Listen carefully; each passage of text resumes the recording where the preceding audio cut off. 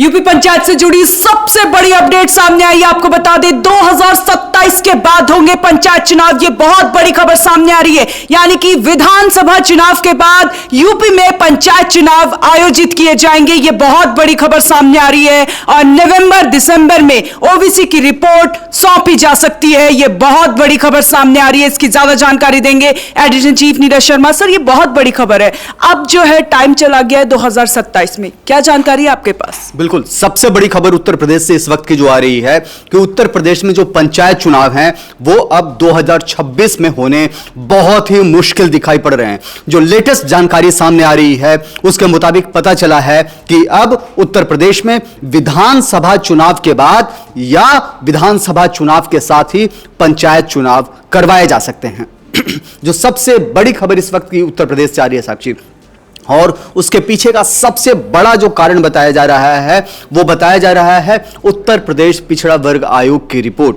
दरअसल उत्तर प्रदेश में 57,000 से ज्यादा जो है ग्राम पंचायत हैं और 75 जिले हैं। इन 75 जिलों में 57,000 से ज्यादा ग्राम पंचायत हैं और इन्हीं ग्राम पंचायतों में जा करके, हर जिलों में जा करके जो है ओबीसी जो वर्ग आयोग है वो अपनी रिपोर्ट तैयार कर रहा है। जो ओएनओजी मीडिया को जो जानकारी मिली है उसके मुताबिक जो पता चला है कि अब तक केवल 75 में से 22 जिलों का ही भ्रमण जो है ओबीसी आयोग की जो टीम है वो कर रखी है। तो केवल 22 जिले, इसका मतलब है कि 50 से ज्यादा जिले अभी भी बाकी हैं, वंचित हैं, जहां उनकी टीम पहुंचना है और जहां से रिपोर्ट जो है कलेक्ट करना है। जब तक रिपोर्ट तैयार नहीं हो जाती, शासन को सबमिट नहीं हो जाता, तब तक जो है उत्तर प्रदेश में पंचायत चुनाव नहीं हो सकते हैं। जो शुरुआती जानकारी सामने आई है उसके मुताबिक पता चला है कि इस साल के अंत में, यानी कि नवंबर दिसंबर में जो है यूपी का जो ओबीसी आयोग है वह अपनी रिपोर्ट दे सकता है। और जब नवंबर दिसंबर में रिपोर्ट सामने आएगा उसके बाद उस रिपोर्ट का अध्ययन किया जाएगा, पढ़ा जाएगा, देखा जाएगा और उसके सिफारिशों को लागू किया जाएगा आरक्षण के लिए। और जब तक यह लागू नहीं हो जाता तब तक पंचायत चुनाव नहीं हो सकते। नंबर 1। दूसरी जो सबसे बड़ी बात है जो इसमें खबर में सामने आ रही है कि अगर इस तरह के हालात बने रहते हैं तो जिन प्रधानों को प्रशासक बनाया गया था उनका क्या होगा, जो सबसे बड़ा सवाल है साक्षी। तो समझना होगा कि जिन प्रधानों को प्रशासक बनाया गया था उनका कार्यकाल एक्सटेंड होगा, मतलब कि 6 महीने के लिए और उनका कार्यकाल बढ़ेगा। अभी 25-26 मई को जब अधिसूचना जारी की गई थी राज्य सरकार की तरफ से तो उनको प्रशासक बनाया गया था, लेकिन केवल 6 महीने के लिए। लेकिन अगर नवंबर दिसंबर में ही जो है रिपोर्ट आती है और चुनाव नहीं होते हैं तो फिर ऐसे हालात में उनका कार्यकाल एक बार फिर बढ़ाया जाएगा और यह कार्यकाल बढ़ करके जो है 6 महीने के लिए फिर हो सकता है। तो अगले साल अप्रैल मई जून तक का कार्यकाल उनका बढ़ाया जा सकता है। यही कारण है कि अब यह माने जाने लगा है कि अब जो है उत्तर प्रदेश में जो पंचायत चुनाव हैं वो इस साल नहीं होंगे बल्कि 2027 में होंगे। और पिछले बार भी जब हम लोगों ने देखा था साक्षी कि 2027 में उत्तर प्रदेश में विधानसभा चुनाव हुए थे तो जनवरी में अधिसूचना जारी की गई थी। और यही बात है कि जनवरी फरवरी में जब अधिसूचना जारी होगी तो अप्रैल से मई के बीच में जो है चुनाव उत्तर प्रदेश में विधानसभा के होंगे और लगभग यही समय होगा जब यूपी में पंचायत चुनाव भी करवाया जा सकता है। जी, पॉलिटिकल पार्टी के लिए कितनी बड़ी चुनौती है, क्योंकि सर पर विधानसभा चुनाव भी रहेंगे, पंचायत चुनाव भी रहेंगे। एक पार्टी के लिए पंचायत चुनाव उसके एक पूरी नींव होती है, उसको एक आइडिया लग जाता है कि जनता किस तरफ, जनता का रुख क्या है। तो अब कितनी बड़ी चुनौती है पॉलिटिकल पार्टियों के बीच में? देखिए, तमाम राजनीतिक दलों के लिए पंचायत चुनाव सेमीफाइनल के तौर पर देखा जा रहा था।